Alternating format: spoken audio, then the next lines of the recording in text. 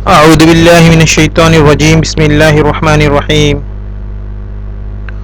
ربنا هب لنا من أزواجنا وذريتنا قرة أعين واجعلنا للمتقين إماما صدق الله العلي العظيم। সুপ্রিয় দর্শক শ্রোতা বন্ধুরা, এই মুহূর্তে ইউটিউব চ্যানেলে যারা আমার আজকে আলোচনাটি শুনছেন তাদেরকে জানাচ্ছি অনেক অনেক প্রীতি আর শুভেচ্ছা। বন্ধুরা, আজকে আলোচনা করব স্বামী এবং স্ত্রীর রক্তের গ্রুপ কেমন হওয়া উচিত, অর্থাৎ স্বামী এবং স্ত্রীর রক্তের গ্রুপে কেমন হলে সন্ততি জন্মদান ক্ষেত্রে সহজ হয় এবং কোনো ধরনের দুর্ঘটনা অথবা অপরিপক্ক সন্তান লাভের সম্ভাবনা কম হয়ে থাকে। তো চলুন জানা যাক বিষয়টাই। বিয়ের আগে পরিবার পরিজন আত্মীয় স্বজন সংক্রান্ত যাবতীয় খোঁজখবর নিয়ে থাকি আমরা, কিন্তু ভুলে যাই স্বামী স্ত্রীর রক্তের গ্রুপ সংক্রান্ত সবচেয়ে প্রয়োজনীয় ব্যাপারটি। আসুন জেনে নেওয়া যাক এই বিষয়ে জরুরি কিছু তথ্য। স্বামী স্ত্রীর রক্তের গ্রুপ কেমন হওয়া উচিত সে বিষয়টি নিয়ে আলোচনা করার আগে প্রথমে আমাদের রক্তের গ্রুপ সম্পর্কে কিছু কথা জানা দরকার। প্রধানত রক্তের গ্রুপকে দুই ভাগে ভাগ করা হয়। এটা হলো A B O C system. A B A B অথবা এ বি অথবা ও। আর এটা হলো আর এইচ ফ্যাক্টর, আর এইচ পজিটিভ, আর এইচ নেগেটিভ। অর্থাৎ আর এইচ ফ্যাক্টর ঠিক করবে রক্তের গ্রুপ পজিটিভ হবে না নেগেটিভ হবে। তাহলে ব্লাড গ্রুপ গুলো হলো A positive, A negative, B positive, B negative, A B positive, A B negative, O positive, O negative. এবার জেনে নেওয়া যাক যদি অন্য গ্রুপের রক্ত কারো শরীরে দেয়া হয় তাহলে কি হবে। যখন কোনো আর এইচ নেগেটিভ গ্রুপের ব্যক্তিকে আর এইচ পজিটিভ গ্রুপের রক্ত দেওয়া হয় তখন প্রথমবার সাধারণত কিছু হবে না, কিন্তু এর বিরুদ্ধে রোগীর শরীরে অ্যান্টিবডি তৈরি হবে, যার ফলে যদি কখনো রোগী আবার পজিটিভ রক্ত নেয় তাহলে তার রক্তের কোষগুলো ভেঙে যাবে। এর কারণে অনেক সমস্যা হবে, যেমন জ্বর, কিডনি ফেলিওর, হঠাৎ মৃত্যু ইত্যাদি। এই সমস্যাকে মেডিকেল টার্মে বলা হয় এবিও, ইনকম্প্যাটিবিলিটি। এবার চলুন আলোচনা করা যাক স্বামী স্ত্রীর রক্তের গ্রুপ কি রকম হওয়া দরকার। স্বামীর রক্তের গ্রুপ যদি পজিটিভ হয় তাহলে স্ত্রীর রক্তের গ্রুপ পজিটিভ হতে হবে, আর যদি স্বামীর রক্তের গ্রুপ নেগেটিভ হয় তাহলে স্ত্রীর রক্তের গ্রুপ পজিটিভ বা নেগেটিভ যে কোনো একটি হলেই হবে। তবে স্বামীর রক্তের গ্রুপ যদি পজিটিভ হয় তাহলে কোনোভাবেই স্ত্রীর রক্তের গ্রুপ নেগেটিভ হওয়া চলবে না।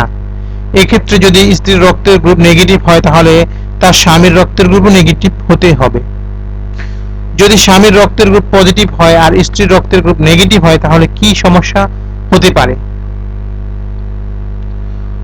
রক্তের গ্রুপ মিলে গেলে কোনো সমস্যা হয় না, তবে স্ত্রী যদি নেগেটিভ হয় আর স্বামী যদি পজিটিভ হয় তাহলে লিথান জিন বা মারণ জিন নামে একটি জিন তৈরি হয়, যা পরবর্তীতে জাইগোট তৈরিতে বাধা দেয়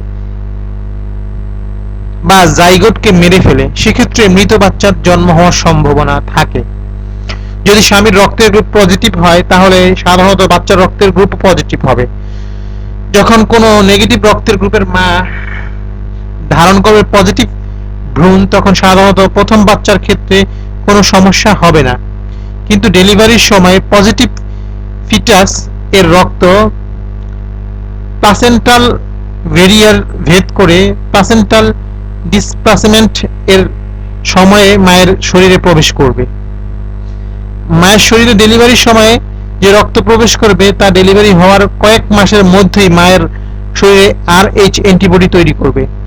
যখন মা দ্বিতীয় সন্তান গ্রহণ করবে তখন যদি তার ফিটাস এর রক্তের গ্রুপ পুনরায় পজিটিভ হয় তাহলে মায়ের শরীরে আগে যে আর এইচ অ্যান্টিবডি তৈরি হয়েছিল সেটা প্লেসেন্টাল ব্যারিয়ার ভেদ করে বাচ্চার শরীরে প্রবেশ করবে।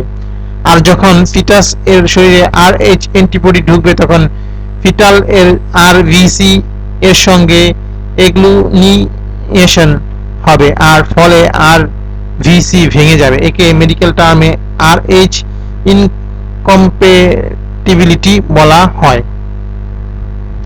আসল বিষয়টি হচ্ছে এই সমস্যাটি যদি হয় স্বামী স্ত্রীর রক্তের গ্রুপের বৈপরীত্যের কারণে, সেক্ষেত্রে অবশ্যই যাদের এই ধরনের স্বামী স্ত্রীর রক্তের গ্রুপে পজিটিভ নেগেটিভের সমস্যা আছে তারা চিকিৎসকের পরামর্শ নেবেন।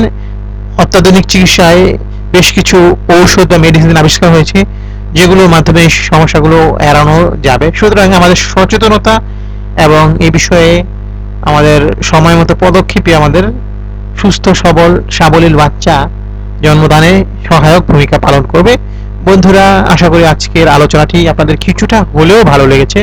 যদি ভালো লেগে থাকে তাহলে আমাদের আজকের আলোচনাটিকে লাইক দিন, আমাদের চ্যানেলটি সাবস্ক্রাইব করুন আরো নতুন নতুন ইনফরমেশনের জন্য।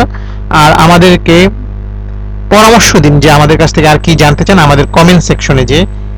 আর আমাদের চ্যানেলটি সাবস্ক্রাইব করবেন যাতে আপনি পরবর্তী পর্বগুলো দেখতে পারেন, আর শেয়ার করে দিবেন যাতে আপনার পরিচিত মহলে যারা আছেন তারা এই বিষয়ে জানতে পারে এবং উপকৃত হয়।